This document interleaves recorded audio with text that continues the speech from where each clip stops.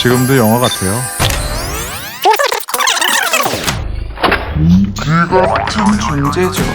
아무리 때려잡아도 자꾸 나타나는. 조용히 하세요, 그냥. Cerita dimulai ketika pengantin wanita bernama Nara terus merenungkan hari pernikahannya, sementara itu mantan pacarnya Jung-yeol terus memikirkannya sambil mabuk di bar.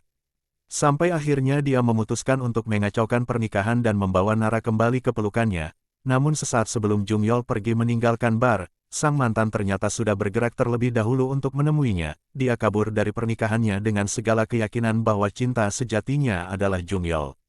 Jung-yeol meminta maaf.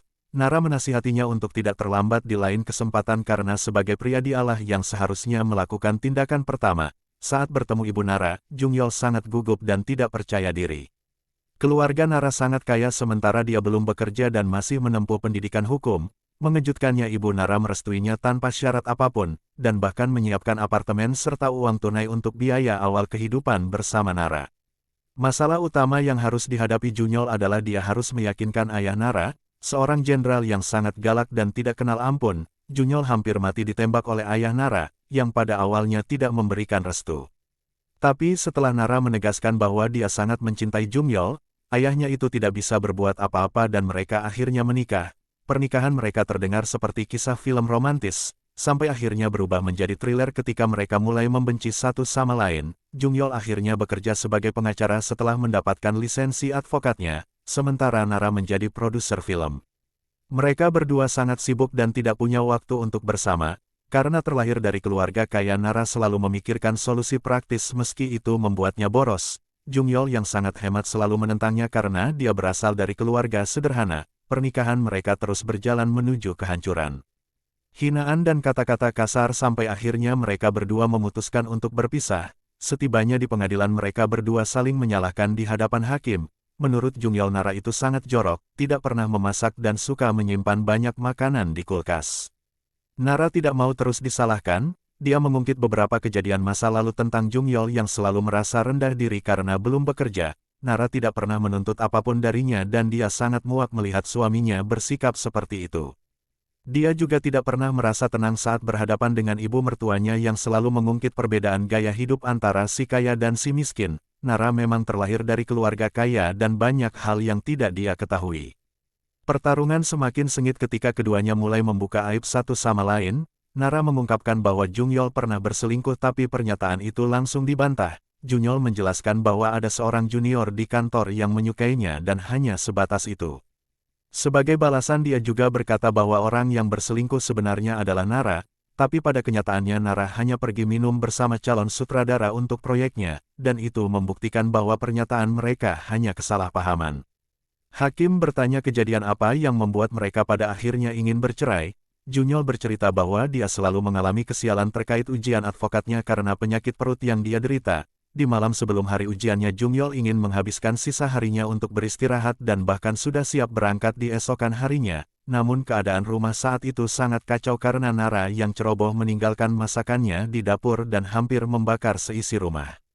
Jung-yeol merasa sudah mengabdikan masa mudanya untuk meraih gelar advokat demi Nara, tapi Nara yang dia perjuangkan tampaknya rela meninggalkan rumah tangga hanya untuk menggeluti bidang entertain yang menurutnya tidak seberapa.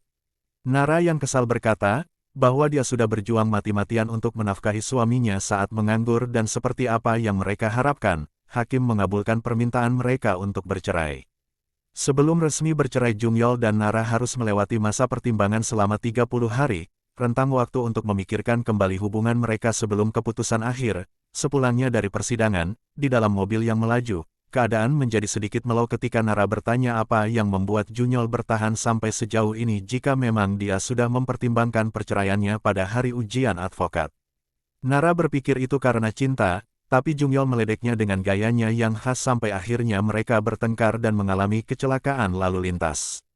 Jung-yeol dan Nara dirawat di bangsal rumah sakit yang sama, dan setelah melewati tahap pemeriksaan mereka dinyatakan mengalami amnesia dengan gejala gangguan identitas disosiatif yang membuat mereka melupakan orang-orang di sekitarnya. Jung-yeol dan Nara sama-sama mengetahui bahwa mereka sudah menikah setelah mendengar cerita dari perawat. Jung-yeol merasa bangga karena dia menikah dengan Nara, Tidak lama dari itu mereka juga sama-sama mengetahui tengah berada dalam proses perceraian setelah mendengar cerita dari Nami adiknya Nara. Dokter menyarankan agar mereka tinggal bersama untuk membantu memulihkan ingatan, karena lingkungan baru hanya akan menghambat proses tersebut. Meski Ibu Jungyol dan Ibu Nara tidak begitu akur dan tidak ingin anak-anak mereka rujuk, mereka sepakat mengikuti apa kata dokter demi kebaikan bersama. Pada akhirnya Jungyol dan Nara akan tinggal bersama di apartemen mereka untuk sementara. Nami secara khusus ditugaskan oleh ibunya untuk mengawasi Nara agar dia tidak jatuh cinta lagi kepada Jungyol sampai perceraiannya disahkan. Nami dengan enggan mengikuti perintah ibunya dan dia selalu menekankan bahwa pernikahan Nara dan Jungyol adalah malapetaka dan menyarankan mereka untuk terus menjaga jarak.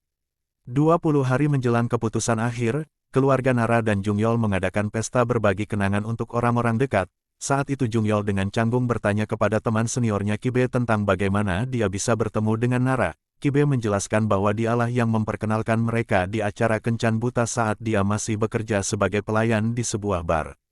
Di masa lalu Jungyol sangat gila belajar dan saking gilanya dia sanggup belajar di tengah keramaian bar. Saat dia meminta tagihan Kibe yang menjadi pelayannya saat itu salah paham dan mengira Jungyol membutuhkan teman.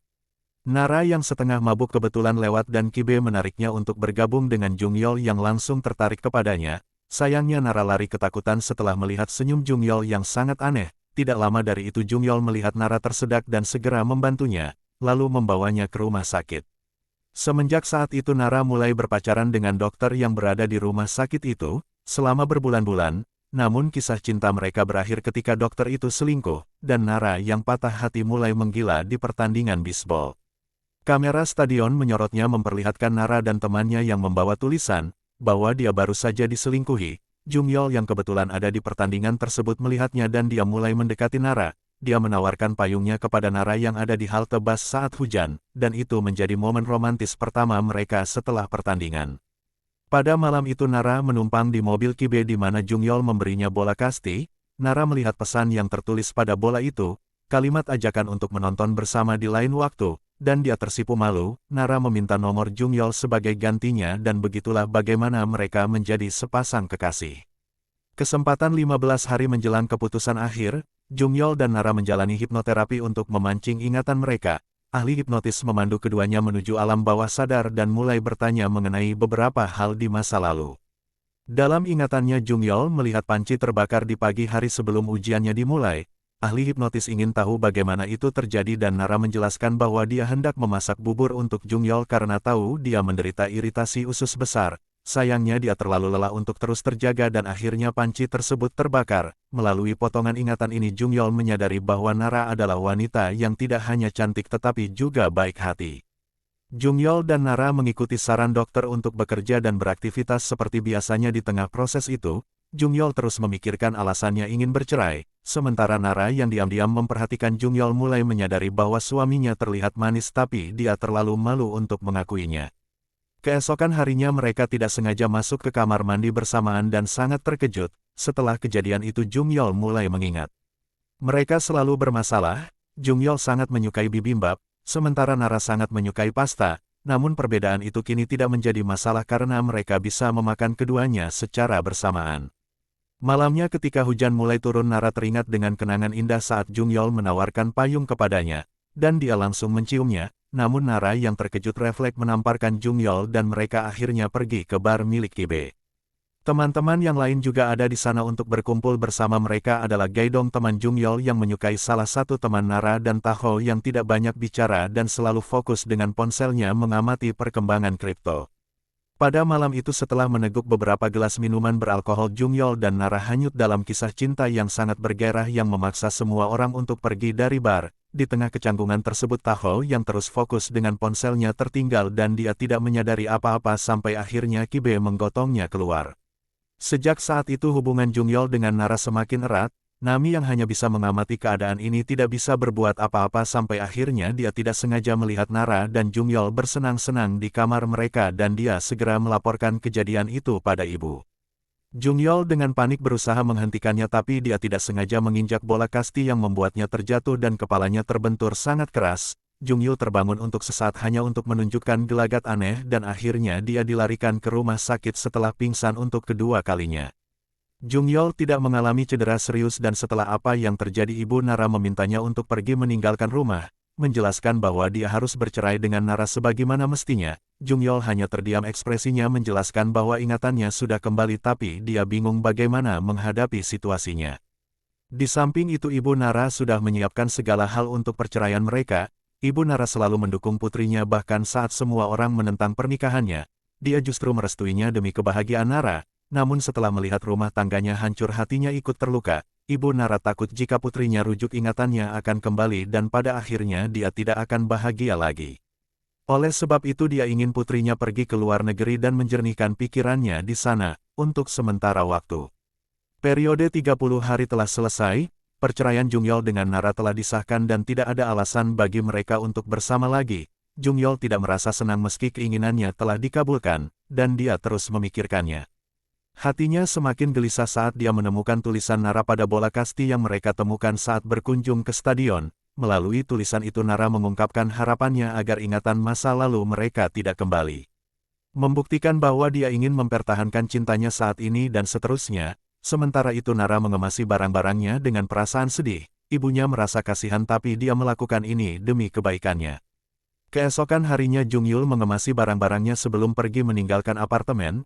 Ibu Nara datang mengunjunginya dan memintanya untuk segera pergi. Dia juga meninggalkan pesan tersirat kepada Jungyol untuk menemui Nara di bandara dan memperbaiki rumah tangga mereka.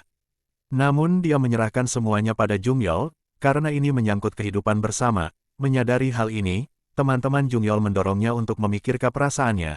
Namun Jungyol merasa bahwa dia tidak bisa mengubah apapun karena dokumen perceraiannya sudah dicap dan mereka tidak bisa bersatu lagi. Mengejutkannya, tak yang biasanya diam tiba-tiba berbicara bahwa dokumen perceraian itu akan diakui negara jika sudah dikirim ke kantor pusat. Jika tidak dikirim dalam waktu 3 bulan dokumen perceraian itu akan dibatalkan. Jungyol masih memegang dokumen tersebut dan itu artinya dia masih punya kesempatan untuk menyelamatkan pernikahannya. Kibe dan Budong menyarankan Jungyol untuk memikirkan kenangan indah saat bersama Nara, agar dia punya alasan untuk mengejarnya lagi. Meskipun Jungyol hanya bisa melihat kenangan buruk, dia memutuskan untuk pergi ke bandara dan semua orang ikut mengantarnya. Beruntung Jungyol masih sempat bertemu Nara. Sesaat sebelum dia pergi, Jungyol meminta maaf kepadanya dan mengungkapkan bahwa sebenarnya dia masih mencintainya. Kenangan buruk mungkin telah merusak rumah tangganya tapi cintanya untuk Nara masih bertahan di lubuk hatinya yang paling dalam. Sayangnya perkataan yang sangat tulis itu tidak didengar oleh Nara karena dia menggunakan earphone. Jungyol berusaha mengatakannya lagi tapi Nara memilih untuk pergi. Namun ketika Jungyol pergi meninggalkan bandara Nara juga pergi meninggalkan penerbangannya. Dia kembali dan bertemu lagi dengan Jungyol. Lalu berkata bahwa dia lupa melaporkan perceraiannya ke kantor pusat. Nara menjelaskan bahwa perceraian ini mulai terasa tidak adil bagi Jungyol. Pernikahan mereka mungkin terasa buruk tapi bagi Nara yang masih hilang ingatan pernikahan mereka saat ini penuh dengan kebahagiaan. Agar semuanya menjadi adil Nara ingin membuat keputusannya sendiri setelah ingatannya kembali atau sampai periode pelaporan berakhir dalam 3 bulan ke depan. Singkatnya Nara ingin menggunakan rentang waktu itu untuk memperbaiki hubungannya dengan Jungyol. Cerita pun berakhir ketika Nara dan Jungyol saling berbagi momen kemesraan. Cinta bukan sesuatu yang dapat diberikan, itu adalah sesuatu yang harus kita pelihara bersama karena dengan cinta seseorang dapat bahagia atau bahkan tersakiti seperti pernikahan yang tidak indah begitu saja, itu sesuatu yang harus diperjuangkan bersama.